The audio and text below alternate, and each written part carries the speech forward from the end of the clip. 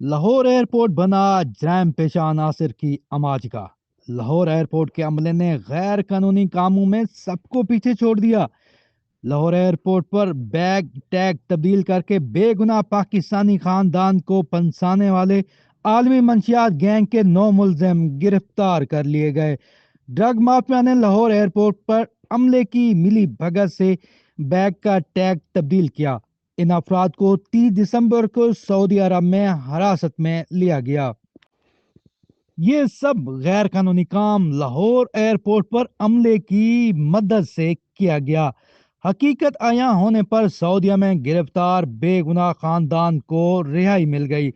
صوبائی chief anti narcotics force Punjab brigadier Sikandar Hayat Chaudhry کی کاوشوں سے خاندان کے 5 افراد کو رہائی ملی اور اب وہ پاکستان پہنچ چکے ہیں۔ یہ افسوسناک واقعہ لاہور کے علاقے مرغزار کالونی کی رہائشی فرحانہ اکرم کے 4 فیملی ممبرز کے ساتھ ہوا، جو 23 دسمبر کو سعودی عرب روانہ ہوئے۔ ڈرگ مافیا نے عملے کی ملی بھگت سے فرحانہ اکرم کے بیگ کا ٹیگ تبدیل کیا۔ فرحانہ اکرم اور ان کے فیملی ممبرز کو 30 دسمبر کو سعودی عرب میں حراست میں لیا گیا تھا۔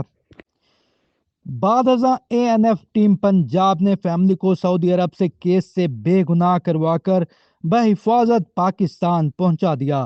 فرحانہ اکرم اور ان کی فیملی نے انصاف کے تقاضے پورے کر کے منشیات فروشوں کے چنگل سے آزادی دلانے پر ادارے کا شکریہ ادا کیا۔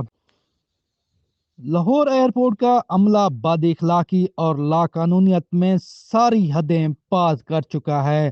غیر قانونی سیٹنگ کے نام پر مسافروں کو بیرون ملک بھیجا جاتا ہے، اور جو سیٹنگ نہیں کرواتا، رقم نہیں دیتا، اس کو آف لوڈ کروا دیا جاتا ہے اور آگے بڑھنے ہی نہیں دیا جاتا۔